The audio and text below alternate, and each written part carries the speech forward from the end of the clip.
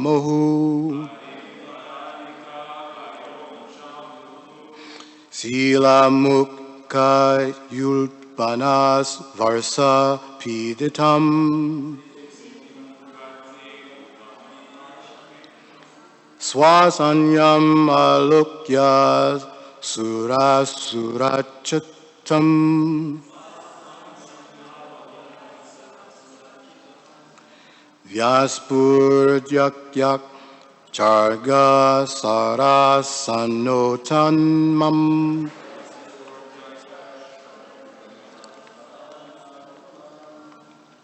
Anyone want to read the verse? Hari Pranaka Payayo Chamohu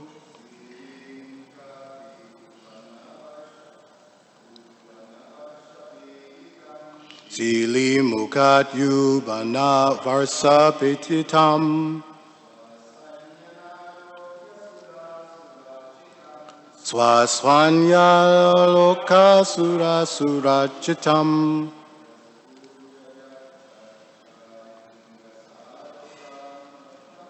Vasyaspur Yak Charanga Sarasanotamam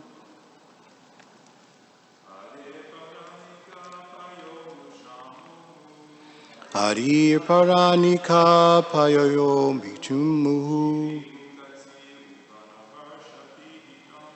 Sili Mukata Ubana Varsapitatam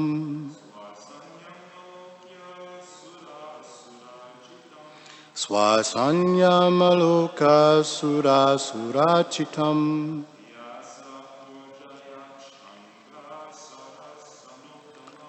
Vyaspura Yakya Charya Sarasanotamam. Anyone else? Hari Panaika Payochamamuhu Sili Mukaryutabanas Varsapiditam Swasanya Maloka Sura Surachitam Vyaspur Jakyak Chara Sharam Sonam Sanam.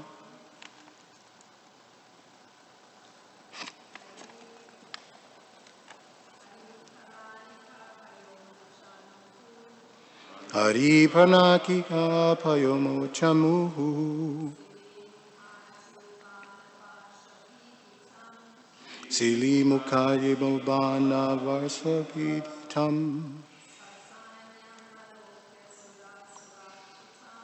Swasanya Maloka Sura Surachitam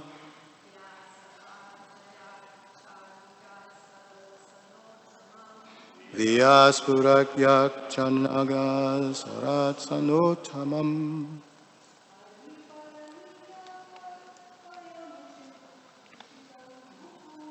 Hari Parnanika Payoyo Chumamuhu Shili Mukadyubana Varsapiditam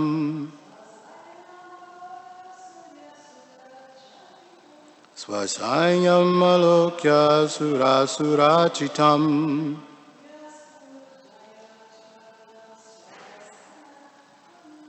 Vyaspuraya Changa Sasanatumam. Hari, Lord Krishna, Para of the enemy, Anika of the armies, Payamucham, which were like clouds, Muhu, repeatedly, Silimuka, of their arrows, Ati, extremely, Ulbana, fearsome, Barsa, by the rain, Piditam, pain, Swa, his own, Sanyam, army, alokya, seeing, sura, by demigods, asura, and demons, architam, worship, vyaspurayat, he twanged, saranga, know as sanga, shara asana, his bow, uttamam, most excellent. Translation by His Divine Grace, A.C. Bhaktivedanta Srila Prabhupada. Seeing his army tormented by the relentless and savage rain of arrows from the massive opposing forces gathered like clouds about him, Lord Hari twanged his excellent bow, Sanga, which both gods and demigods or demons worshipped. Please repeat.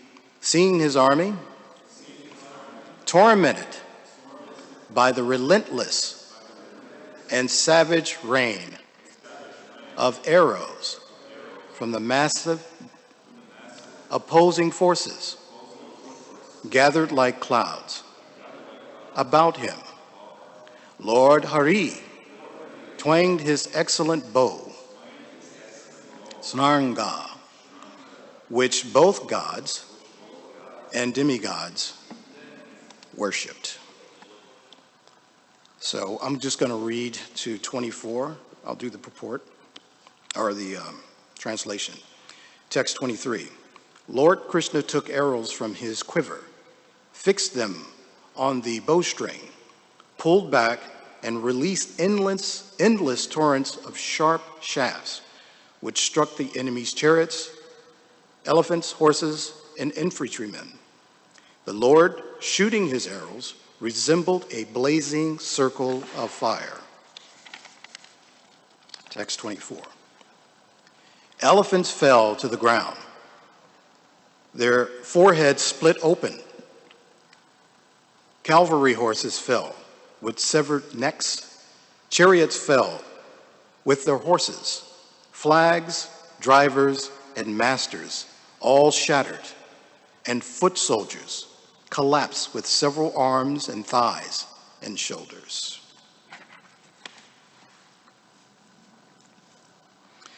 Om Gyanam Tanmahasya Pyanachana Shalakya Chakshuru Minitam Yena Tasmai Shri Gurave Namaha Shri Chaitanya Manopistam Stapitam Yena Putale Swayam Rupa Kadamayam Dadati Swapatattikam He Krishna Karunun Sendo Dinam Bandhu Jigapate Gopisha Kanta Radha Kanta Namostate Tapta Kanchana Gaurangir Radhe Vrindavanishpuri Vrishbaranu Sutadevi Parinami Haripriye Vancha Kalpa Kuru Prischa Kripa Sindhu Bevacha Patitinam Padna Vibhyo Vaishnavi Om Namo Namaha Shri Krishna Chaitanya Prabhu Nityananda Shri Advaita Gadadha Shri Vasadi Gaura Bhakta Vrindam Hare Krishna Krishna Krishna Hare Hare Hare Rama Rama Rama Hare Hare. Seeing his army tormented by the relentless and savage rain of arrows from the massive opposing forces gathered like clouds about him, Lord Hari twanged his excellent bow, Shranga, which both gods and demigods worshipped. So, continuing on from what we talked about yesterday, here's another sequence of something that we can dive into. So, one of the things we know is Krishna and Balarama are also the destroyers, okay? So, what we even notice now in this particular pastime that we're living in, we're seeing all these calamities take place in the world. We're seeing the value of the dollar collapse.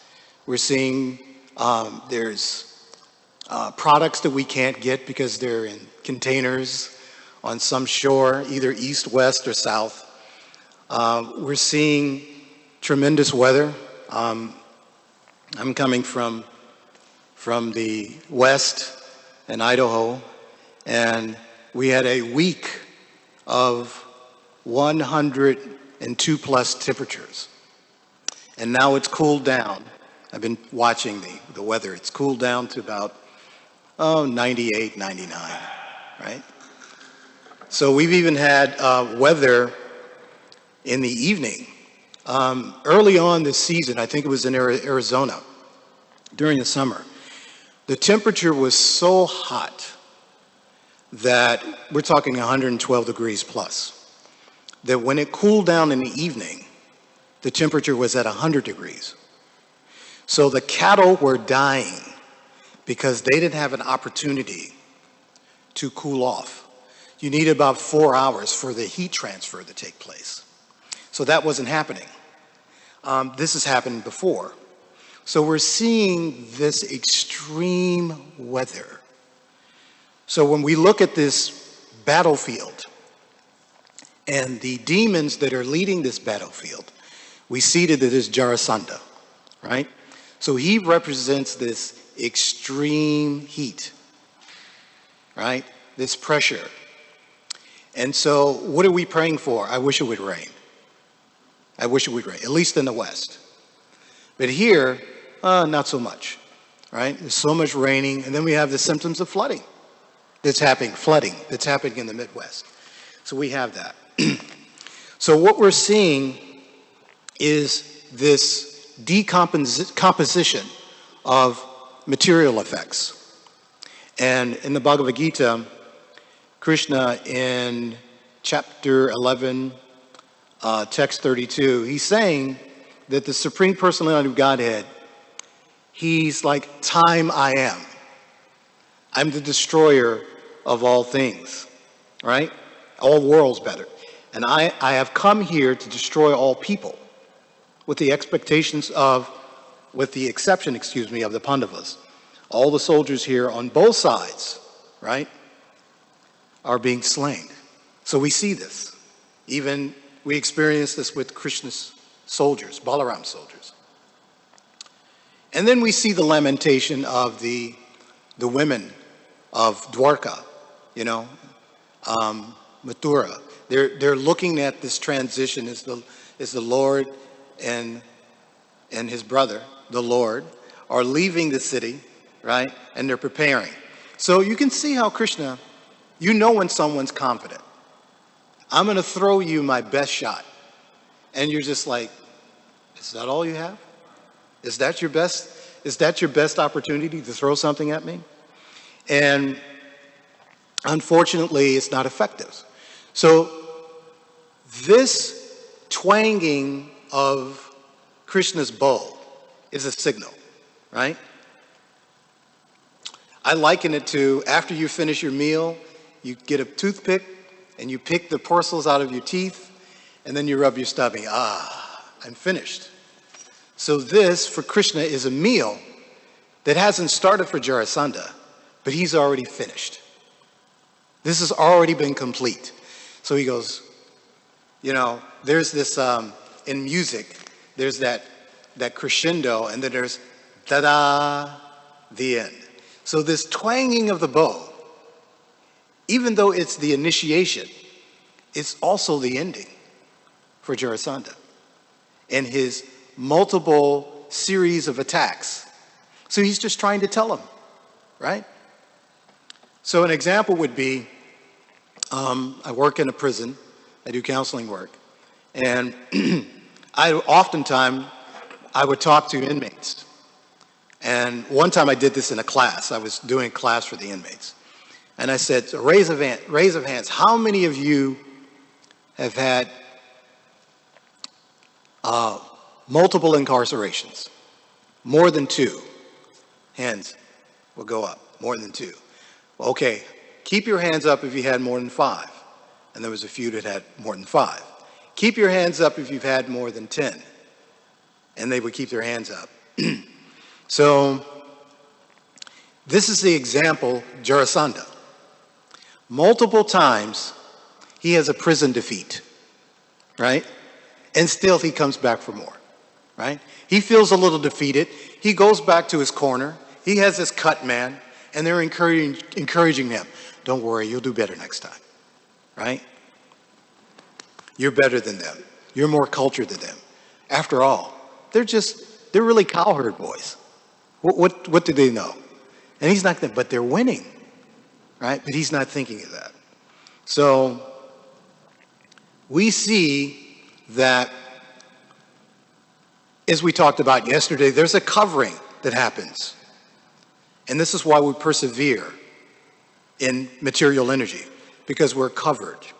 We're under the illusion that somehow or another we're going to be successful, right? And we're just not, because we're in the wrong vein of things. But as we look at some of these introductory prayers, we have to consider that, like here, by regular attendance in this Bhagavatam, right, there is a cleansing that happens, right? All these 30 things from our heart. And it destroys, almost destroys, almost destroys. So we're also like Jarasandha. We're coming here for a cleansing, and Jarasandha's getting a cleansing. But eventually it's going to mean his life. So if we're not on the right path, right, if we're not in the right frequency, we'll experience a kind of destruction like Jarasandha. Even though we've been given so many accoutrements. I have this weapon, I have that, I have this degree, I have that degree, I have this much education, I have certificates on my wall, I have all these things, right? If we're not in the right frequency, if we're not in line, if we're not in the steps of the parampara, then we get destroyed. And so what happens? We get to repeat this again. Samsavadava nadadita loka. So we get to repeat these things again. And we're staying in this forest fire, but we're under the illusion, right? And it's kind of like having I had this experience. I must have been about 5 years old, and I was going to see my cousins in Springfield, Illinois. And we may have been going for the state fair. I can't remember. So my cousins were so much rascals. They got adulation out of seeing young people fight. So they got some other boy, maybe a year older than me, maybe he was 7 and I'm maybe 6 or 5. And they put us together and we're fighting. And they're just, are you going to let him do that to you? So this is Jarasandha. You're going to let him do this to you? Now I knew I didn't have the temperament at that time for fighting. That developed later on as I stayed in Chicago. Okay, that was cultivated, right? But at that time I didn't have that. And as a result of that, I got a whooping. And then I was crying, right? And they're laughing. And I'm embarrassed. So Jarasandha is also experiencing this. But like my cousins, oh, you can do okay. You'll do better next time. And then they walk away from you and say, did you see how he got pounded? Wasn't that hilarious? Right? So we're being laughed at.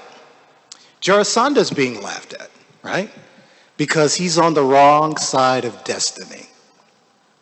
He's picked that position because he had a string of successes.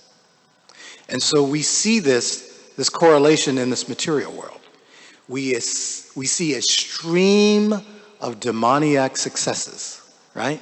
They build more wealth.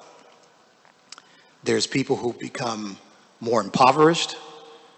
Now there's 27 billionaires in the world.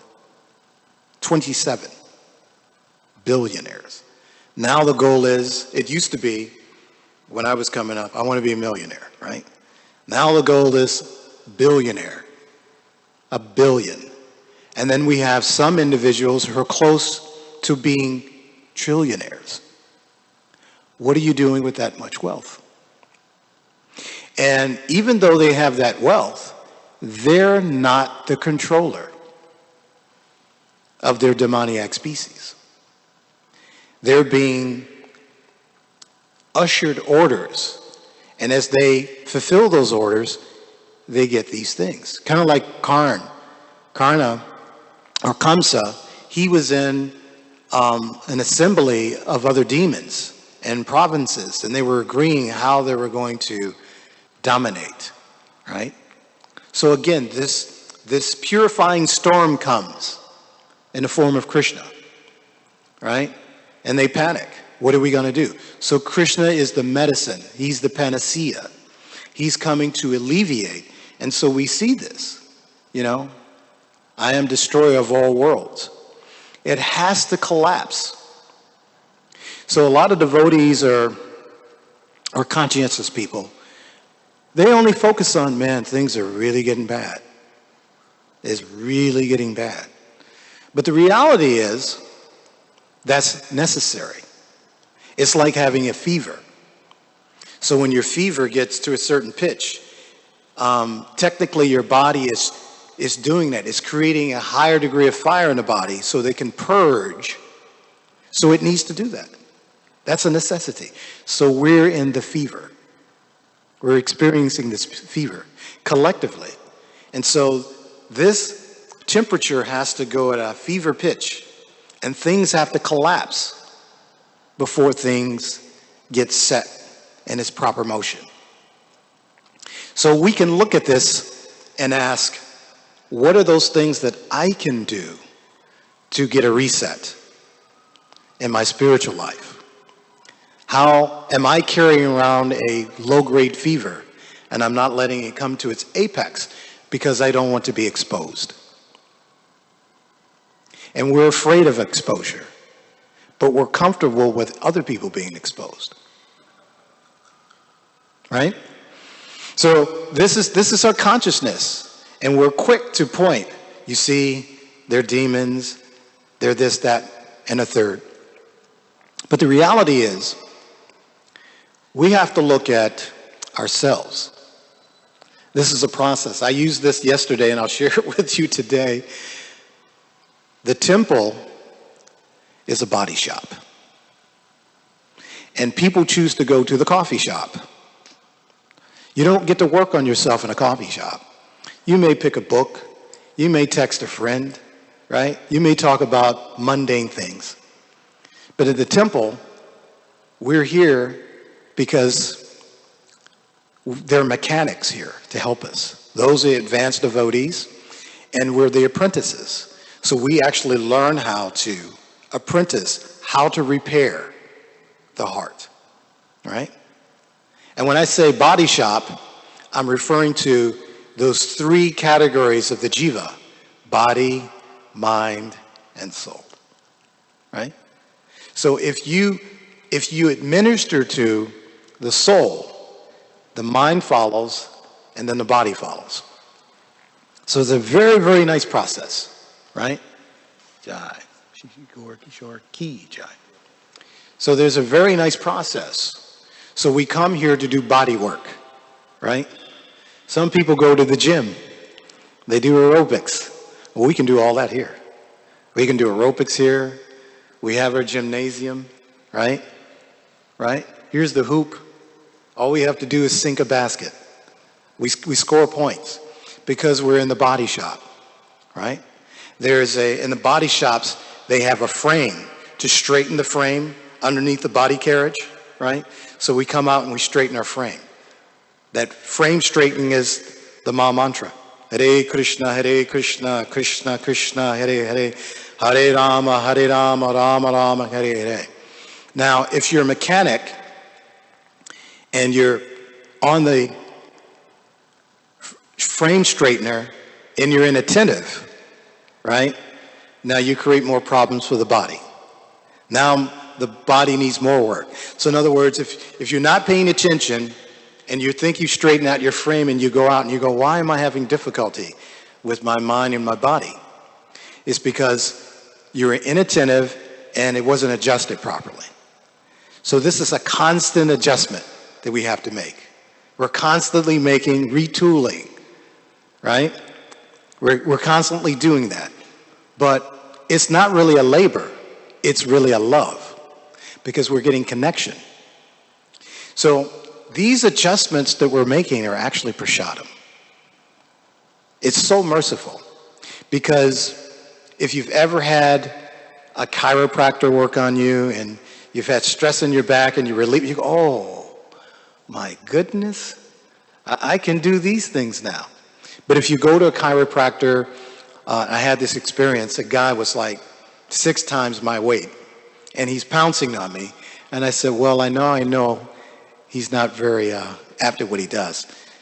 He could probably make grape juice from grapes. He can smash grapes, but I'm not a grape, right? I'm not a grape, right? At least not in this life, right? I'm not a grape. So he's smashing. So we have to understand the attentiveness that we have to have when we come. And then we also have so many orderlies, right? They're your God brethren, your God family, they're orderlies, right? And if you're new here, you have sweet devotees to help navigate you around and help you find things, right? So that you can process your Krishna consciousness. And then you reciprocate by trying to be enthusiastic, right? Like, I have to give something, And so you can be appreciative, right? So these are things we're practicing in the body shop, right? So Krishna is showing, I've come to clean the body shop.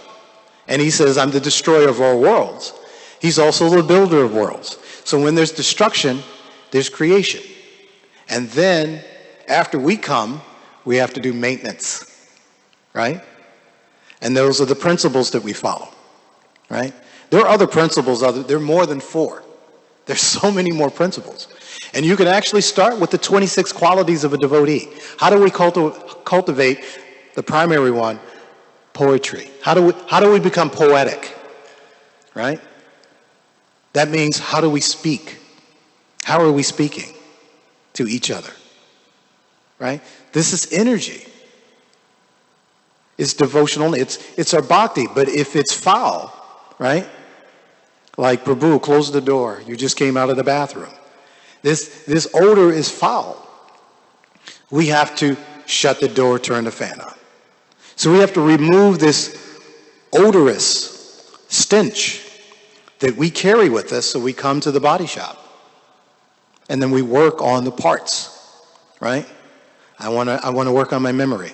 If you're Brahmin, brahmachari, you want to, okay, I have to learn so many slokas, that's your thing. Then you move into the grihasta. Then there's a whole new different thing that you have to learn. Then there's vanaprastha, right? There's a lot more renunciation, more traveling. So you're frequently, particularly if you're in the age set for vanaprastha, you got to go to a lot of body shops. There's a lot of stuff you got to work on, right? You're trying to and you need those orderlies, those devotees to help navigate you, right? And keep you enthusiastic. Utsaha nishtiraya daryat, right? You're looking for this enthusiasm and being patient. So the thing that the assets that you see in the youth, right, and the senior devotees, which could be elderly, is that the youth, well, the elderly, I said this before, we are the link to the past. And the youth are the link to the future. And then we have to link them. We have to link those two. Because everything that happened in the past is happening now. They're just streams of time. Okay? So when we read these Bhagavatams, we have to understand we're reading and experiencing a stream of time that took place that's actually happening now. And so when we speak this, it's happening again. We're bringing it to memory. Just like if you ever have trauma. When you have trauma, people give you trauma, relationship trauma, work trauma, atmosphere trauma, sometimes temple trauma. You get all these traumas, right? And you're learning. As soon as you remember them, you're reliving it again. So you're trauma bonding in the event. So the idea is to create the ananda. So you come and work on your body, and then you unload the cargo that's defective, is broken, it's soiled, and you get it off of your truck. And you clean the truck, you replace, and then you start putting nice things in places. Because aesthetics helps the consciousness. Right? Having tilak, seeing devotees with tilak, is aesthetically beautiful. Right? In Krishna's case, he makes things on him beautiful. In our case, we become beautiful when we put those articles on us. So aesthetically, it helps to remind us, right? So daily, we go through this destruction, right? We're being destroyed. The body is going through this process every moment, right? And with the help of Krishna, he's cleaning things out. He's destroying of worlds, old worlds, and he's creating something new that we can habitate in. So this is essential to understand the application of these Shastric verses and how to apply them in your present. And my guru would always say, applied spiritual technologies. So these are technologies, right? Now we have these devices. You want to know something? Oh, Google, please help me this, or Siri, do this. So what happens is we stop learning how to connect the synaptic nerves together so that we can process, right? The journey is also great too, but sometimes we skip it for convenience, and then parts of our consciousness start to atrophy, right? They atrophy. I was thinking, we're moving so close to the Jetson age, right? Soon we'll have Rosie replacing us in hospital rooms and engineers and putting these things together. So what do? If we have no engagement, even if it's a material engagement, what are we going to do? Right? So we'll sit there and wallow in the dirty pool of our mind. Oh, I wish I could have done this. Oh, I wish I had this. If he only didn't leave me. If she didn't leave me. If I only got an A. If I only got this. If I only got that. If only we could get along. If only my mother treated me better. If only my brother did. Goes on and on and on and on. So what you do is you fill your room again with dirt. So it requires constant cleaning. So we're chanting. We're doing body work. We're in the mechanic shop, right? And then we do a paint job, right? Right? Om Keshava Namaha. Om Vaishnave Namaha. So we're doing painting. Now we're doing landscape work, right? So we're doing all these things. So we go to the body shop, right? The mind, the soul, right? And the body is being repaired, and then we do paint job. What do I want to put on now, right? We can look at things at that level. They're very symbolic, right? Putting tilak on is symbolic because the body, right? It's our carriage, and where we take it, people notice it.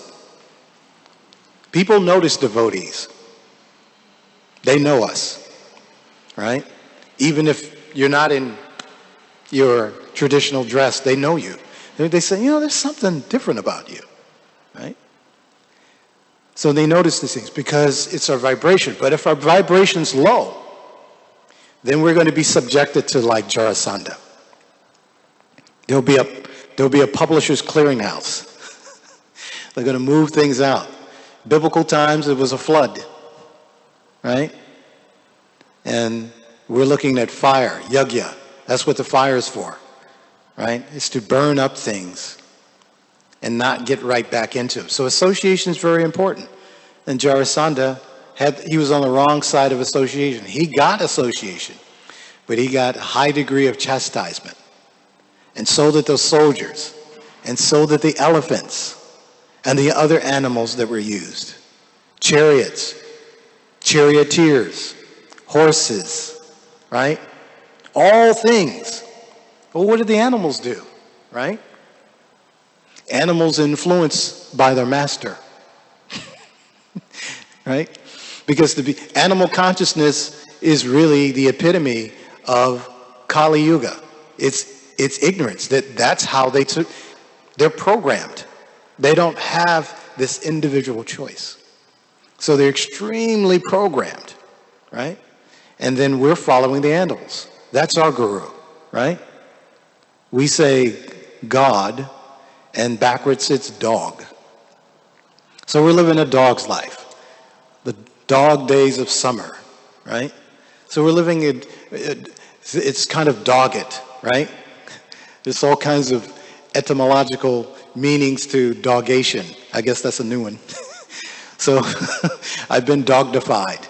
So you have all these things that are happening, and we're trying to go through this purification. So it's very important to really understand the demons are an extreme lesson for us to learn about our past. Don't dismiss demons. That's our past. As it said in Kriya Satya Yuga, demons were born on another planet, and devotees on another planet. As the yugas are progressing, or Treta Yuga, demons and devotees are born on the same planet. And as we move to Dwapara Yuga, demons and devotees are born in the same family. And we can see this with the Pandavas. And guess what? In Kali Yuga, demons and devotees are in the same body. That's why we need the body shop. That is the purpose of the body shop, because we want to extricate those things that make it difficult for our vehicles to function in this material environment, however temporary it is, right?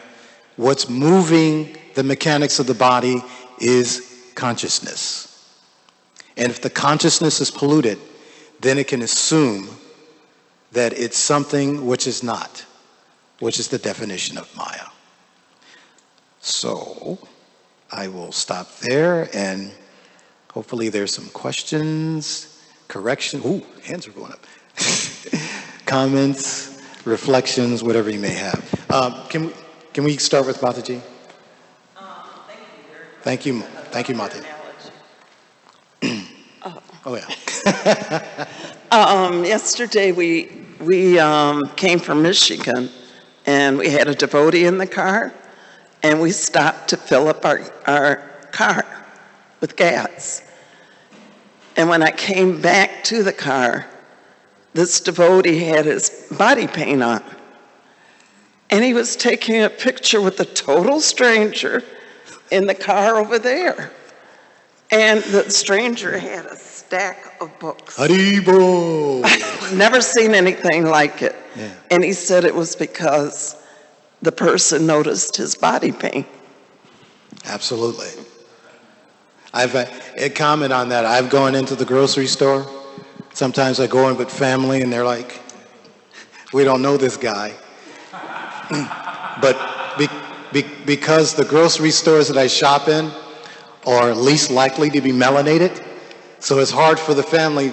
You got to be with this guy, right? So it's the same thing, and they ask questions. It's preaching opportunity. Tilak on the body is a preaching opportunity because people are, let's face it, they're nosy. They're nosy. They think they have a right to know something about you. And our trick is we give them Krishna consciousness. So that is the beauty of wearing tilak. We had another question? Go ahead. I didn't see you had the mic. Go ahead. Just a quick comment. Thanks for the class, because I have to go do breakfast transfer. But I noticed something earlier when we were doing Guru Puja that was pretty profound, because you spoke about the dog, like Ochandas Prabhu was doing the RT, you were singing, and I was playing Mridanga. And I was like, wait a minute. What? Us? We all come from the same neighborhood. And think about how far we came from our backgrounds to this point. And it's just so profound. Yeah. That is profound, and it's no accident for that. Like it's no accident we're all here today sharing in this pastime, right? It's not by accident. So you do know that we all are sent here by assignment. And we're on standby, like we're trying to board a flight, and we're on standby. And they're like, okay, where do you want to go? And what body do you want to go in? And who do you want your mother to be? Who do you want your siblings to be? And we're all getting around, and we're having this conversation. And sometimes it's reversed. Sometimes it's the daughter that's the mother, and the mother is the daughter, right? So we have these, and then sometimes it's the friend. So we have these soul groups, right? And if we perfect it, when we come together, we have potency when we're actually delivering some service of Godhead. And an example is what Mataji was saying. She's in a car. There's a traveling Sankirtan. You're not maybe conscious of it. Then you go, oh, right? So it actually, the car was the body shop.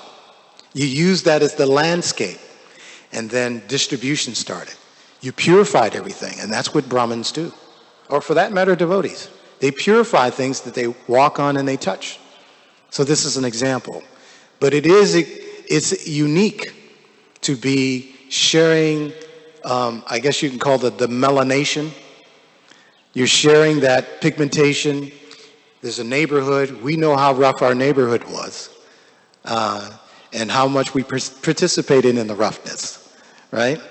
And then we meet, I don't know, 2012 or something. I didn't know, and it's amazing. And same way, my other brother, right? He comes from a different melanation, from a different continent, right? And then how we come together. And then there's beyond the melanation, there's the soul connection. We may not even share the same pigmentation, but we're family. And we remember there's something familiar about you. So Krishna's got all these kind of kaleidoscope machinations that he puts things together because we agree to serve in this capacity, right? Because we're the conch shell before the kirtan happens. Or sometimes we're the warning in nature, like birds and animals. They leave the forest when they know a fire is coming. They know when there's going to be a tornado. So with that, I'm going to leave it at that. I'm sorry I couldn't get to everybody. I'm trying to stay on schedule. But please, we can talk after if you have a question. So I'm trying to stay on schedule. They have a schedule today. I'm so sorry. Srimad Bhagavatam ki, Brihat Pandanga ki, Srila Prabhupada ki, Gauda Pramanande. Srimad Bhagavatam ki, Brihat Pandanga ki, Srila Prabhupada ki, Gauda Pramanande. Srimad Bhagavatam ki, Brihat Pandanga ki, Srila Prabhupada ki, Gauda Pramanande. Srimad Bhagavatam ki, Brihat Pandanga.